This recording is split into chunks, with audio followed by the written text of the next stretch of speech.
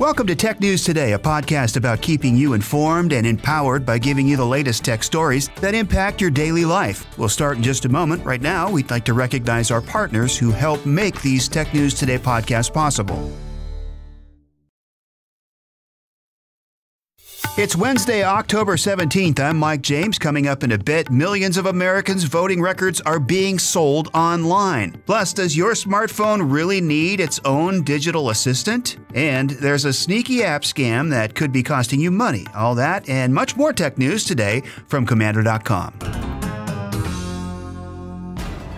We start with a frightening report about U.S. voting records. According to researchers at Animali Labs, the personal information of millions of Americans is being sold on the dark web.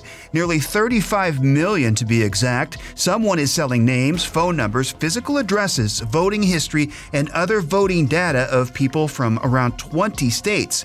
Now, as you may know, most of this information is public record. It's actually legal to get it, but it is illegal to sell it. So why are people willing to pay for it? Well, possibly because all of the legwork has been done for them.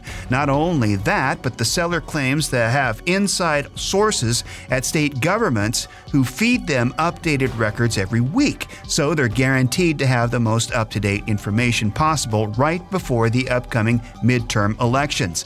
This data, combined with other data breaches like the one at Equifax that exposed over 100 million Social Security numbers, could lead to a spike in identity theft cases. So we've all heard all the stories about election tampering, certainly from Russians and everywhere else. It does kind of give you a little bit of pause as to who you're going to vote for and if it really matters.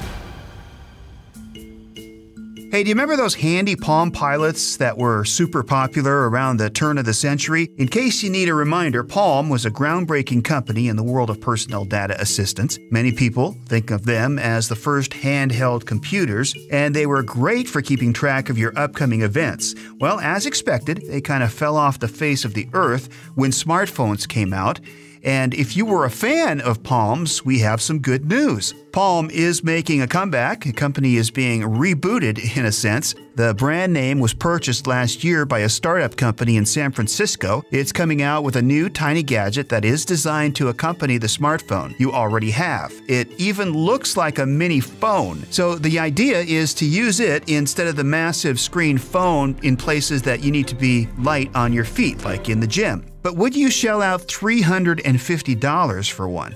Verizon seems to think so. Starting in November, you can buy one of these new Palm devices to go along with your Verizon plan, and it even shares your original phone number. And they expect you to pay an extra $10 a month to have service on the Palm gadget. Here's a sneaky scam circulating through app stores that you need to watch out for. Some crooked app developers are tricking people into signing up for recurring plans that cost money. They're doing this by offering a free trial plan, but they only last a couple of days. The pay subscription automatically then kicks in when the free trial is over. Not only that, but they're designed to be difficult to opt out of once you're signed up. Sound familiar? Of course it does. App subscriptions are big business. Consumers spent over $10 billion on them just last year in Apple's App Store. That number is expected to climb to over $75 billion by the year 2022. Most of these apps are legit, like Netflix, Hulu, and other streaming services. Things get shady though when you start looking at utility apps that could be anything from document scanners to weather apps. According to TechCrunch, one example is an app called Scanner. It scans documents and has numerous bad reviews where people claim to have been charged for subscriptions that they didn't want. And that's why it's important to read reviews and do a little research before signing up for any service. Many times, if an app has shady business practices like this, you'll see reviews from others warning you about it. Always take advantage of word of mouth. It could even save you a lot of time and money in the long run. Here's a very odd story from the world of cybersecurity. Hackers are normally up to no good, but there's one out there trying to actually help people instead of harm them. We're always telling you about keeping your router's firmware up to date to eliminate vulnerabilities. Well, a Russian hacker is taking matters into his own hands. He's apparently breaking into people's routers and installing a patch that fixes a known vulnerability. The patch blocks malicious hackers from taking advantage of the flaw and protects them from potential cyber crimes. So it's pretty crazy. Alexei said on a few blogging websites that he is a server administrator and has already fixed over 100,000 MikroTik routers. He said all he does is once accessing someone's router through the vulnerability, he changes a setting that puts them at risk. So at least he's using his hacking knowledge for good. A good hacker. Have you made the switch to e-readers yet? They're much more convenient than having to run to the bookstore every time you need to pick up new reading material. And an e-book will even save you money. They cost less than the old-school hardcover ones that everybody used to use. Now, one of the most popular e-readers is Amazon's Kindle Paperwhite. It's about to get a serious upgrade. The most impressive new feature is waterproofing. Now, you can read that e-book poolside without having to worry about ruining it when the kids splash you with water. It has an IX8 rating, which means it can be immersed in over 6 feet of water for up to an hour without being harmed. The new Kindle Paperwhite is also lighter and thinner than before, weighing just over 6 ounces. You can even listen to audiobooks on it when paired with a Bluetooth-enabled speaker or headphones. You might want to check it out. Pre-orders just began, and the new device will be released on November 7th, starting at $130, so not too bad. Later, we'll pay tribute to one of the pioneers in technology after his passing, but right now, a quick thank you to our friends who helped make this podcast possible.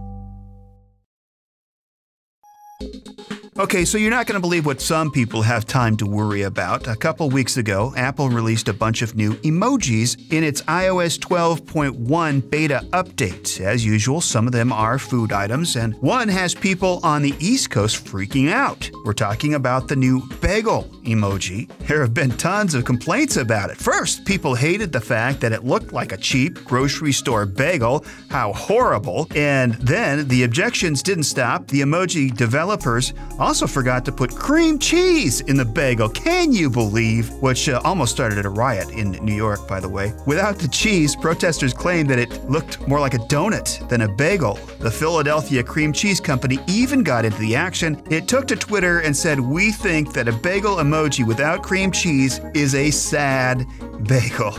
It even started a poll to find out what others think. Almost 14,000 people responded to that poll.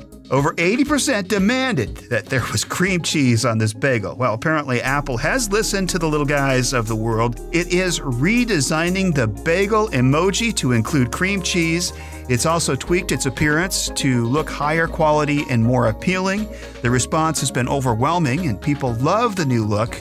The official iOS update will roll out in mid-November, so you just have a few more weeks to wait for the perfect bagel, and the world will be right again, at least for the time being.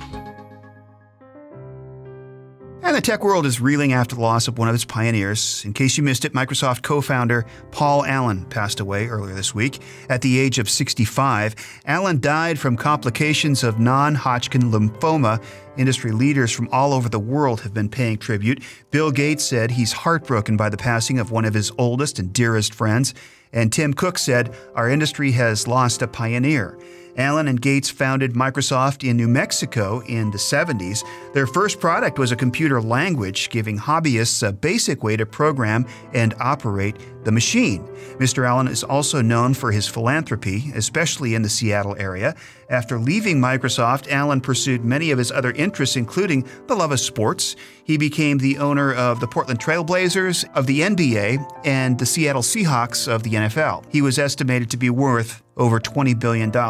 Rest in peace, sir. By the way, once you're done listening to our podcast, please do us a favor and give us a good rating on wherever you're listening to. We would appreciate that. Finally, for today's Commando Kicker, after a New York Times article was posted saying dog intelligence is inflated, dog owners and lovers reacted swiftly with angry comments and jabs at the Times, sprouting straight cat propaganda. The newspaper was forced to apologize. It tried to make up for their article on Twitter by linking photos of little tiny dogs marching around Washington, but it wasn't enough. People responded with videos of the Times editor as a cat and accusing the Times of being heartless monsters. So hug your intelligent dog or cat and rejoice that they aren't as smart as you. For more fun and interesting things, go to Komando.com and search for the Commando Kicker. And that's our tech news for today. Have a great day, and we'll see you tomorrow.